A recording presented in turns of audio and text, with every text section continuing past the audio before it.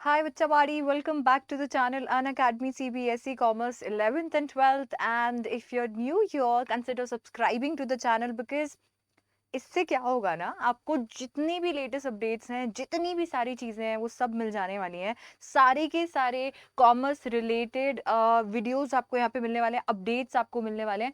So make sure that you subscribe to the channel right away.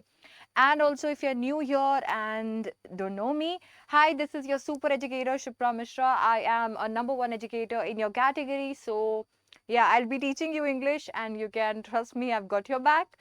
You can also follow me on Unacademy. That way, everything that I share on my community, the practice papers and everything, you will get access to all those good things. So you can always follow me on Unacademy and get access to the world of bookless English. Yeah.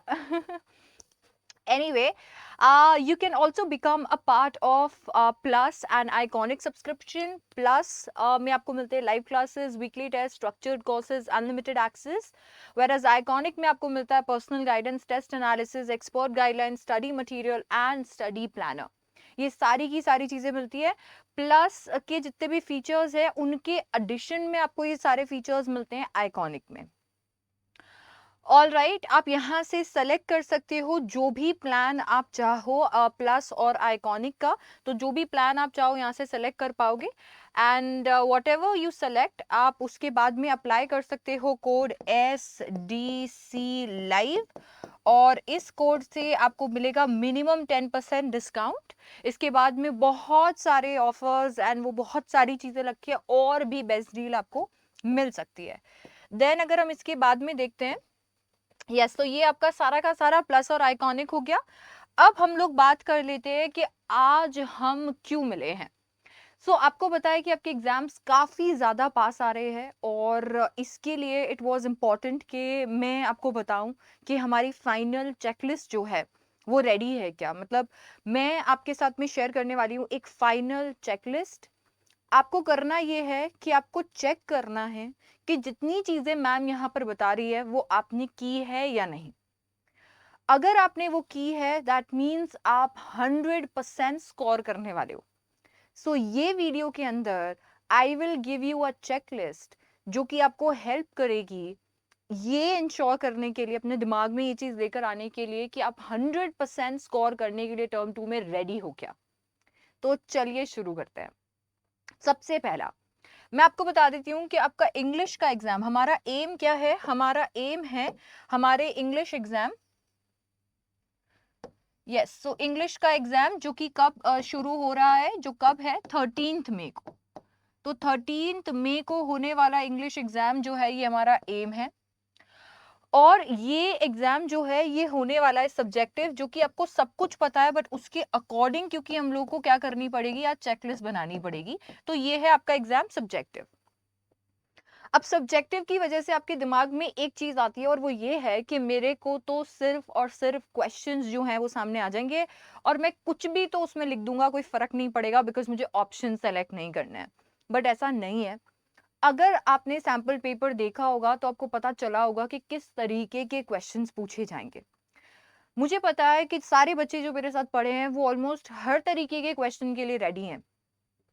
But subjective में जो focus है वो question से हटके answer पे shift हो जाता है.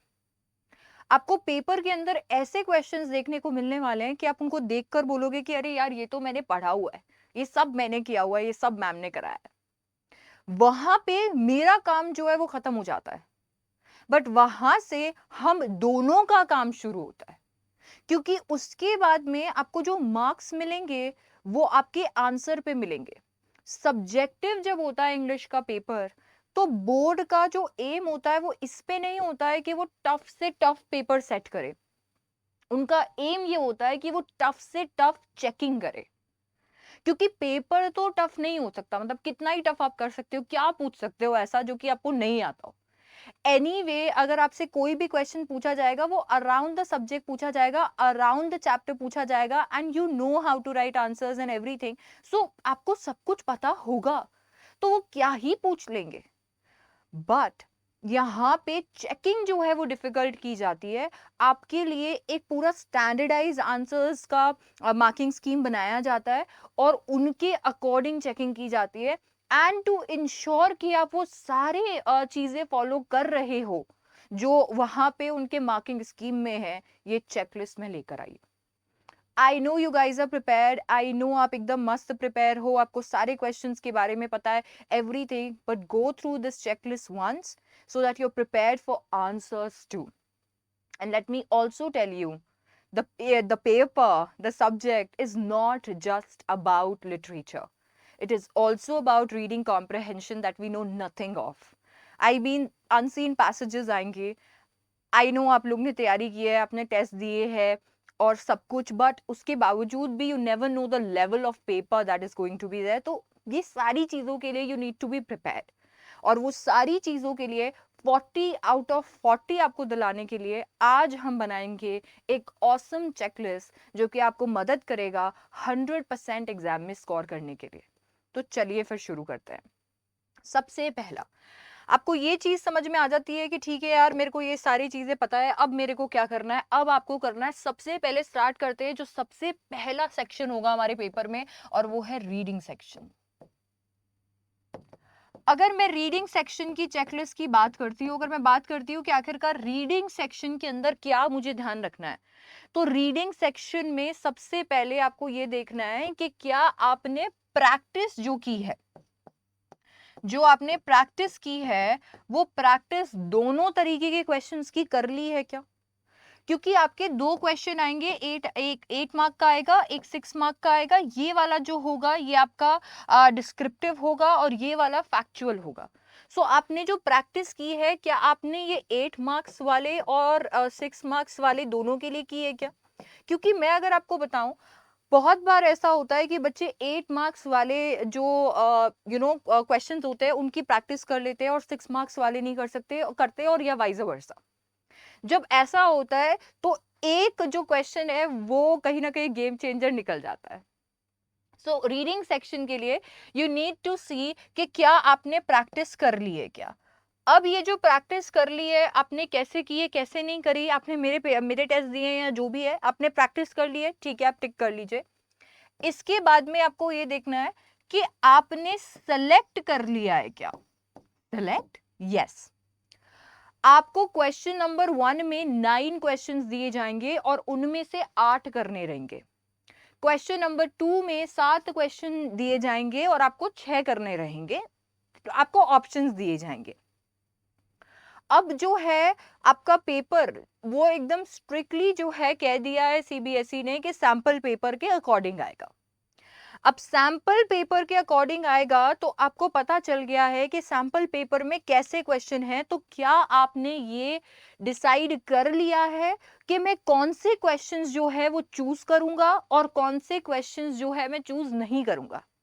आई नो कि आप जब पेपर लिखने बैठोगे तब थोड़ी चीजें चेंज हो जाएंगी। सपोज किसी एक बच्चे की वोकैबुलरी अच्छी नहीं है और वो अभी डिसाइड कर लेता है कि मैं वोकैबुलरी वाले क्वेश्चंस को चूज नहीं करूंगा। बट व्हाट इफ एग्जाम में वो जाता है और वोकैबुलरी का ऐसा क्वेश्चन पूछा जाता है जो कि उसे आता है। अगर ऐसा है कि कोई एक ऐसा क्वेश्चन उससे पूछा जाता है जो उसे आता है, तो वो ट्राई करेगा। बट फिर भी we want to save time. One thing जो जिसको लेकर मैं डर रही हूं और मैं स्टार्टिंग से डर रही हूं, वो है कि पेपर लेंथी होगा। आप लोग ने प्री बोर्ड में, अपने टेस्ट में, मॉक टेस्ट में जो अनअकैडमी पे होता है, सब में नोटिस किया होगा पेपर छूटता है और बहुत ज्यादा टाइम रीडिंग कॉम्प्रिहेंशन की वजह से छूटता है। तो आपको ये पता होना चाहिए कि क्या आपको करना है यहीं से। We don't want to waste time and waste time in judging कि मैं कौन सा करूं, क्या करूं, मैंने पहले नहीं सोचा। If you have practice reading comprehension ऐसे पैसेजेस से जो कि सैम्पल पेपर से मैच नहीं करते थे, सैंपल पेपर खोल के बैठ जाओ और वहां पे डिसाइड करो, सेलेक्ट करो the questions that you will be doing. हाँ, क्वेश्चन का लेवल जो पेपर में आता है उस वक्त अगर कोई अलग डिसीजन लेना पड़ता है देखेंगे, पर यहां से दिमाग को सेट करके चलो सो दैट यू नो वहां पे आपको इतना टाइम नहीं लगाना पड़े। आप पहले उन क्वेश्चन को चेक करो जो आप करने वाले थे। तो आपने प्रैक्टिस कर ली है क्या। आपने क्वेश्चंस जो हैं वो सेलेक्ट कर लिए हैं क्या? रीडिंग कॉम्प्रहेंशन में ये 2 चीजें आपको करनी है। आपको 10 पेपर देने वाली हूं मैं। ये 10 पेपर्स जो है रीडिंग कॉम्प्रहेंशन के आपको मिलने वाले हैं, और ये जो 10 पेपर्स हैं ये है एज पर सैंपल पेपर। मैंने अभी एक टेस्ट भी लिया था, और अब मैं एज सैंपल पेपर भी आपको कुछ टेस्ट देने वाली हूं, ताकि आप डेली जो है ये वीडियो जब आप देखेंगे उसके बाद में डेली आप ये 10 पेपर जो है वो करें। कुछ भी हो जाए, प्रॉमिस करो कि जब तक आपका एग्जाम नहीं आएगा, 13 मई नहीं आएगा, आप रीडिंग कॉम्प्रहेंशन की प्रैक्टिस नहीं छोड़ोगे। आपको भी पता है, मुझे भी पता है कि टर्म 1 में क्या हुआ था, और हम वो चीज को रिपीट नहीं करेंगे। प्लीज सीरियस हो जाओ और ये चीज को ध्यान में रखो कि कुछ भी हो जाए मैं ये नहीं छोड़ूंगा, बिकॉज आप अभी ये सुन लोगे और किसी तो एक मोटिवेशनल गुरु जैसे किसी ने मोटिवेशन दिया बस वो सुन के and then you are going to keep calm. I don't want that. I want कि आप इसे सुनो और आप अपने रीडिंग कॉम्प्रहेंशन की प्रैक्टिस को शुरू करो। नहीं छोड़नी है प्रैक्टिस जब तक आपका पेपर नहीं हो जाता। रीडिंग कॉम्प्रहेंशन बस जाना चाहिए दिमाग में। मेक श्योर कि आप ये जो प्रैक्टिस है ये प्रैक्टिस करोगे उसी टाइम पे जिस टाइम पे आपका पेपर लगेगा, तो आपका दिमाग रीडिंग कॉम्प्रहेंशन को लेने के लिए रेडी हो जाएगा। पर नो मैटर किस भी लेवल का रीडिंग कॉम्प्रहेंशन आए, you will be able to beat it. This is your strategy for reading section. You're going to see if you have practiced 8 markers, 6 markers. You're going to see if you have selected the questions that you will be attempting. And then you're going to check if you have done 10 papers given by me. So that, and that too, this will be checked on 12th. Okay, this will be checked on 12th. Papers जो है वो 12th को check कर लेना। मैंने सारे कर लिए क्या? 12th तक you should be practicing. I know you might have exams in between. I know you're studying for 100 things, but you should not lose this because reading comprehension is a game changer. You open the paper, the first thing that you see is reading comprehension. अगर वो difficult होता है, पूरा का पूरा moral जो है, पूरे साल भर की मेहनत मिट्टी में चली जाती है। मेक श्योर कि आप इसका प्रैक्टिस नहीं छोड़ोगे। ये आपका एक चेकलिस्ट है। ये जो प्रैक्टिस होगी 10 पेपर्स की, this should be regular. Then we have the writing section. And then we have the writing section. Writing section जो है ये इसके लिए I'm थोड़ा सा relaxed. तो राइटिंग सेक्शन के अंदर आपको एक ही चीज चेक करनी है जो सबसे इंपॉर्टेंट है। I will give you more things also, but one thing that is very important and that is, do you have my patent body? So I've given learners patent body for invitations and replies, and I've given learners patent body for job application and biodata and everything. So do you have that? आपके पास वो patent body है क्या? क्योंकि वो patent body जो है उसको आप जैसा भी क्वेश्चन आए, you can mould it, you can change it. So वो patent body is very important. Do you have that? If you don't have that, you can check out videos on this channel. If you don't find it, it's okay. Download the Unacademy app, go to my special class section, filter लगाना, और filter लगाओगे class 12th का English का, and then उसके अंदर आपको मिल जाएंगे ऐसे सारे लेक्चर्स जो कि एब्सोल्युटली फ्री है। You can go there and वहां जाके आप क्या कर सकते हो, चेकआउट कर सकते हो पेटेंट बॉडी को एंड राइट कर लेना, and that's it. Patent body को मैं ये नहीं कहूंगी the patent body that I have made is the best body in the world. The patent body that I have made is easy to remember. It will ensure कि आपके कोई grammatical mistake नहीं हो, तो इट विल इंश्योर कि आपका grammatical accuracy maintain रहे, and it has covered all the points asked by CBSE. So I'm not saying that it is best body in the world. I can upgrade the vocabulary, I can make it, I don't know, full of fancy words and all, but you won't be able to retain it. मैं आपको मेरी तरफ से दे दूंगी, मेरे को एक बार लिखने में कुछ नहीं जाएगा, पर आपको वो याद नहीं रहने वाला, तो वो सबसे इजी है, इजी टू रिमेंबर, और उसमें सारी चीजें जो CBSE रिक्वायर करता है। एट द सेम टाइम उसके अंदर आपको कोई भी ग्रामेटिकल मिस्टेक नहीं दिखेगी, तो it's good. Okay, so patent body आपको इंश्योर करना है that you have. there is one thing that I urge कि आप लोग करो, and that one thing is please practice report. I know you guys hate report writing. After I've given you patent body for job application has become your best friend. But I want you to practice report because you never know. Trust me, I'm scared because CBSE unpredictable हो गया है. CBSE का subjective is something जो कि हमको पता है. I've been teaching for 9 years and I know उनका पेपर कैसे आता है. बट ये बैच में स्पेसिफिकली आई डोंट थिंक, मतलब मेरे को नहीं समझ में आ रहा है वो कुछ भी कर सकते हैं. And I want you to be prepared. I know job application का patent body is way easier and I have given you 100 tips कि ऐसे करना है वैसे करना है, ये नहीं है तो आई नो. सेफर साइड थोड़ा सा प्रैक्टिस कर लो, रिपोर्ट को थोड़ा सा प्रैक्टिस कर लो कि कुछ हो जाए तो आपको रिपोर्ट आता हो. मैं नहीं चाहती कि जॉब एप्लीकेशन में कुछ हो जाए तो आपके पास में दूसरा ऑप्शन रिपोर्ट हो और रिपोर्ट आप करके ना जाओ और फिर आपको जो भी घिसी पिटी रिपोर्ट आती है आपको वो लिखनी पड़े. प्लीज अंडरस्टैंड, ये आपकी मेहनत के साथ साथ मेरे साल भर की मेहनत है. I am not sure YouTube पे क्या कैसे आप मेरे को पहली बार देख रहे हो या क्या भी, but on Unacademy, in plus classes and the special classes and everywhere I tried giving my 100%, and if something happens in the paper and if my kids sit there panicking about what to do next, it breaks my heart. Please understand. So please try some reports. Please 5 report try कर लो. मैंने जो आपको types बताए हैं report के, 5 से 6 type जो है उनको प्रैक्टिस कर लो. आई वोंट आस्क वापस से, सिर्फ एक बार करके चले जाओ, मुझे तसल्ली हो जाएगी कि चलो कुछ भी नहीं हुआ तो तुम कर पाओगे, घिसी पिटी रिपोर्ट तो नहीं लिखोगे. होगा, हो सकता है ग्रामेटिकल मिस्टेक हो जाए या कुछ भी हो जाए, 1 नंबर जाएगा, मेरे को फिर भी तसल्ली रहेगी. So you should practice report. That is one thing. This is C by the way. So patent body check करना है कि रिपोर्ट प्रैक्टिस कर लिया क्या, चेक करना है कि राइटिंग सेक्शन के प्रैक्टिस पेपर्स कर लिए. प्रैक्टिस पेपर्स क्यों बता रही है मैम? देखो एक चीज बताती हूँ, जब आपने मेरी पेटेंट बॉडी देखी होगी तो आपको याद हो गया होगा, याद तो हो गया, और आपको ये भी लग रहा होगा कि अब मेरे को इसको करने की कोई जरूरत नहीं है, मेरे को ये काहे को करना है. बट द थिंग इज कि जब आप उसको, जब तक आप लिखोगे नहीं, थोड़े पेपर्स में ट्राई नहीं करोगे डिफरेंट क्वेश्चंस में, क्योंकि उसमें ब्लैंक्स बने हुए हैं, तो वो जब तक आप फिल नहीं करोगे तब तक वो अंदर से कॉन्फिडेंस नहीं आएगा. प्रैक्टिस पेपर्स 10 बनाए हुए हैं, अगर आप इनमें से 2, 3, 4, 5 अपने हिसाब से जितने भी करते हो तो भी ठीक है, क्योंकि उससे मुझे पता चल जाएगा कि आप फिल कर सकते हो. सो पेटेंट बॉडी चेक करना है, प्रैक्टिस करनी है रिपोर्ट, प्रैक्टिस पेपर्स थोड़े से चेक कर लेने एक बार कि प्रैक्टिस पेपर्स आ रहे हैं. That's it. I have tried कि मैं जहां तक हो सके आपका वर्कलोड कम कर दूं.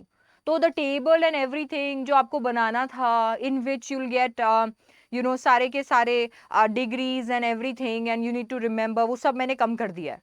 तो आपको वो सब करने की जरूरत नहीं है. These are the 3 things that you need to check. अगर कर लिया है तो बहुत अच्छी बात है, इसके अलावा और कुछ करने का जरूरत नहीं है.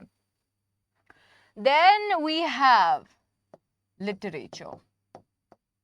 लिटरेचर इज समथिंग जो कि मेरे ख्याल से सारे बच्चे सबसे ज्यादा फोकस करते हैं जिस पे, तो जरूरी भी है, बट आई थिंक क्योंकि इस पे ज्यादा फोकस किया जाता है तो इसका चेकिंग फिर उसी हिसाब से होता है.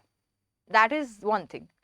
आपने देखा होगा, अगर आपने मेरे प्रीवियस वीडियोस देखे होंगे, जब से मैंने पढ़ाना शुरू किया है यूट्यूब पे, मैं हमेशा से आंसर राइटिंग के लिए सजेस्ट करती हूँ कि आपको इंट्रोडक्शन, डिटेल एंड कंक्लूजन लिखना चाहिए एंड ऑल दैट. सब लोग को ऐसा लगता है कि ये तो एकदम बहुत ही कॉमन है एंड ऑल दैट, एंड मैं उसके लिए अलग से टिप्स ट्रिक्स बताती हूँ. There are many people who will suggest you to write introduction and detail and conclusion, but they won't tell you how to write. I tell you how to write and all. I am very happy that CBSE has applied the same thing in their marking scheme this year. I've been pitching this कब से मैं बताई जा रही हूँ कि ऐसे ही करना चाहिए. This is the best way to write answers because that's how you are presenting everything. But now CBSE ने खुद ने अपने मार्किंग स्कीम के अंदर उसे डाला हुआ है. आप अभी सैम्पल पेपर की मार्किंग स्कीम खोल लो and you'll get to know कि उसके अंदर यही सारी चीजें हैं और यही सारी चीजें जो हैं आपको करनी है, यही सारी चीजें आपको करनी है, यही सारे पॉइंट्स आपको लिखने हैं. अब जैसा आंसर सीबीएसई चाहते हैं आपको कि आप लिखो, 5 क्वेश्चंस में जो 2-2 नंबर के आएंगे, एंड देन 2 क्वेश्चंस में जो 4-4 नंबर के आएंगे, जो जैसा वो चाहते हैं कि आप लिखो, उसके लिए प्रेपरेशन भी वैसी करनी पड़ेगी। So you need to know one thing, आपको चेक करते चलना है, क्या आपको ऑथर्स याद है? वेरी इंपॉर्टेंट, ऑथर्स बहुत इंपॉर्टेंट है। जो मैंने राइटिंग स्किल्स, जिसने मेरी राइटिंग स्किल्स की क्लास ली है कहीं पे भी, तो किसी भी तो चैनल पे, स्पेशल्स पे, प्लस पे, ऑथर्स बहुत इंपॉर्टेंट है। आपको पता होगा कि मैं ये कहाँ मेंशन करती हूँ। तो ऑथर्स के नाम जो है आपको ध्यान रखने हैं। आपको सबसे इंपॉर्टेंट है टाइटल। क्यों? क्योंकि कुछ ऐसे चैप्टर है जिनके स्टोरी के अंदर कुछ नहीं है, टाइटल में से क्वेश्चन आएगा, जैसे कि should wizard hit mommy question mark, और उसी में से क्वेश्चन आया हुआ भी है सैंपल पेपर में कि आखिरकार ये क्वेश्चन मार्क क्या डिनोट करता है, ये टाइटल क्या डिनोट करता है। तो टाइटल बेस्ड क्वेश्चन आ सकता है। नाउ वी आर अज्यूमिंग कि शुड विजार्ड इट मॉमी का टाइटल आएगा नहीं आएगा पता नहीं है, बट कहीं से आ सकता है, सैंपल पेपर में दिया है। So authors, then we have title जो आपको रेडी रखना है। थीम, ये जो थीम है, theme is very important. You call it central idea, you call it message, you call it whatever, but it's very important. Very important, why? Because this will form a part of your introduction in your answers, and it will also come in conclusion in your answers. So theme is very important, and सारे chapter के there are various messages and बहुत सारी चीजें जो कि आप easily यहाँ से जैसे आपने जो भी messages लिखने हैं वो आप लिख के ready रखिए, so that आप introduction and conclusion में उसे डाल सको।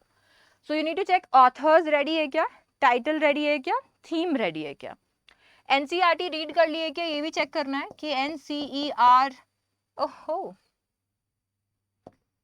NCERT ई को कुछ तो हो गया है, अब मैं इसको कैसे हटाऊं? Okay, I just do this, I am sorry. NCERT जो है वो आपने रीड कर ली है क्या?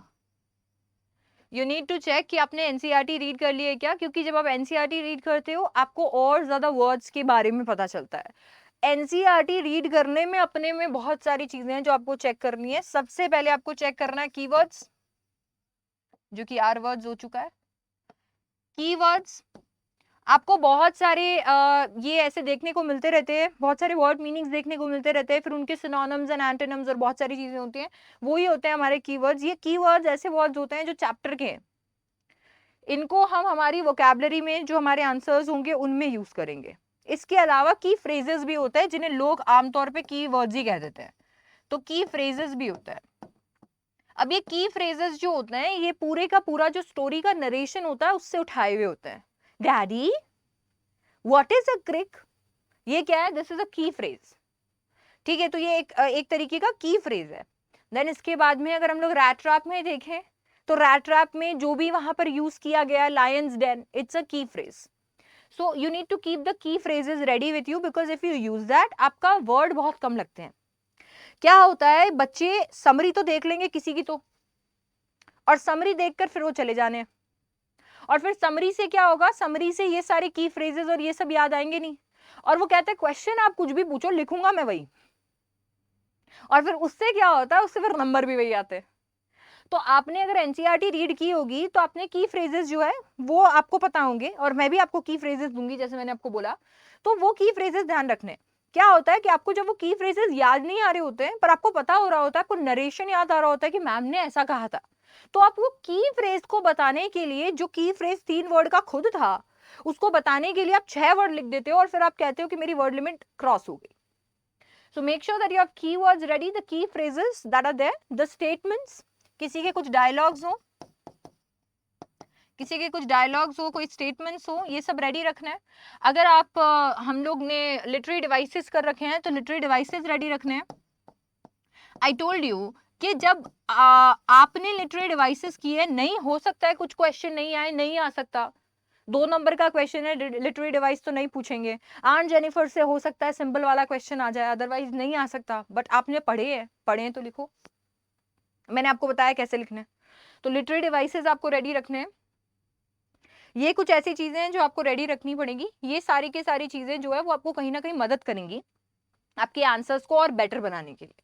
तो आपने ये सब लिखा है, ये सब एनसीईआरटी रीड करते वक्त आपने नोटिस किया है क्या, मार्क किया हुआ है क्या आपका, ये चेक करना है। ये हो गया।